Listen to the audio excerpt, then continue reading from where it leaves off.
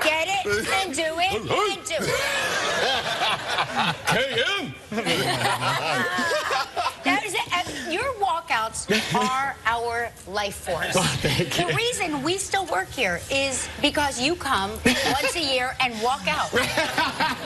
Is that planned? Do you work on the choreography, or is that just in you when you walk out? You don't know what's going to happen. I planned that for 6 months. I worked on that with the choreographer. It didn't work out the way I want. No, I literally was talking to someone backstage. I was like, I think I'll just slide in. And like, I literally just told someone, I don't know what I never know. I only have one move or two moves, and I just beat it to death. That's all I do. We should get you props. Like, next time you come on, we should have a slip and slide, and you just like slip and slide out. A slip and slide. I should just maybe come with a dance crew or something like that. Like more like a Rhythm Nation kind of thing, you know? Oh my gosh. Totes. I smell a spin-off. It's an entire show of you just walking out. No talking, just dancing. I'll do this for 5 minutes and go, hi, hi, hi, and then we'll be right back, you know, something like that. That's a great idea. Great idea. Exactly.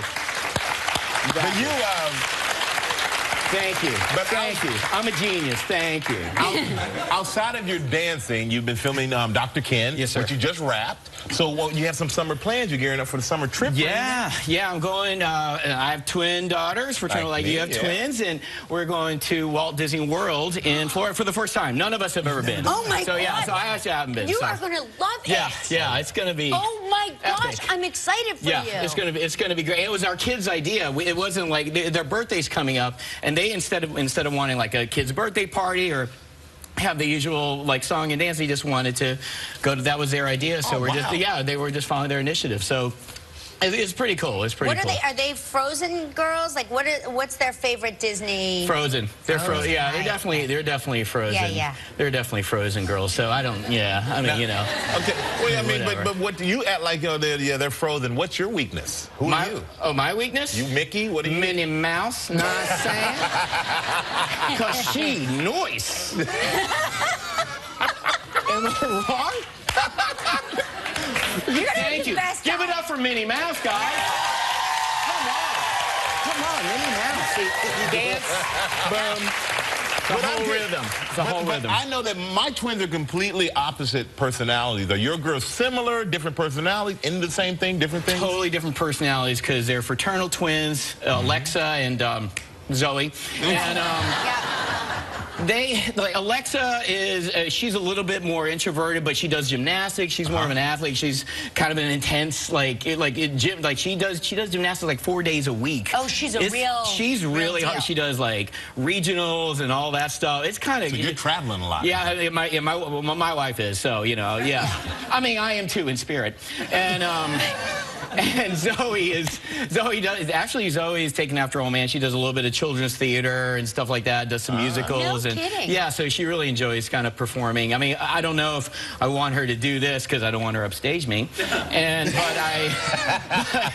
But you know, we're definitely encouraging them to do different things, whatever they like to do. And they'll find, I always feel like my life was very much outside the box where I chose to do acting after a medical career.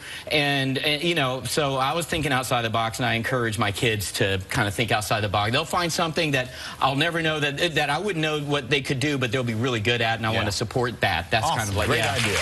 Absolutely. That's how you do it, man. Yeah. And we're gonna take a quick break, and when we come back, we're gonna talk about how much Ken's sitcom mirrors his real life. We'll be right back with Dr. Ken.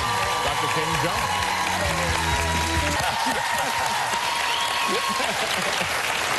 That's Dr. Ken in action on the set of Dr. Ken. Yes. Now, what's the latest on the show? That you've started a man club? Yeah, this is a Korean men's club, and it's guest starring my friend Randall Park of Fresh Off the Boat. Like, yeah, he's my boy. Yeah. And And he did me a solid and is going to be on my show. And he is a leader of like kind of this civic projects, Korean community men's club, or so I think. Right. But it turns out to be a club where just Korean dudes get together under the guise of Korean men's club and just like drink soju, gamble, and watch like Knicks games and stuff. So it's an excuse to get away from our wives. So, and my wife eventually finds out. So it's pretty dope. But the show's kind of come full. He says pretty dope. It's I like pretty that. dope. Well, you know, the season finale, though, comes full circle with your real life because your character is going to try stand-up for the first time. Yeah. I mean, like, I started out doing stand-up while being a doctor like 10 years ago in L.A. at the Laugh Factory, and then for the season finale of Dr. Ken next week, my character tries stand-up for the first time, and it's so surreal, and I had so much support from my wife. She really encouraged me to do comedy full-time, and there's a lot of dialogue that, although I didn't write the episode, we actually ended up using the dialogue between me and my wife in real life, how supportive she was, and just like the kind of the anxieties of performing for the first time. And it was really, we try to go deep, and it's not just about performing, but it's about kind of like the fear of changing gears in life. And it was really, it felt real. It was so surreal.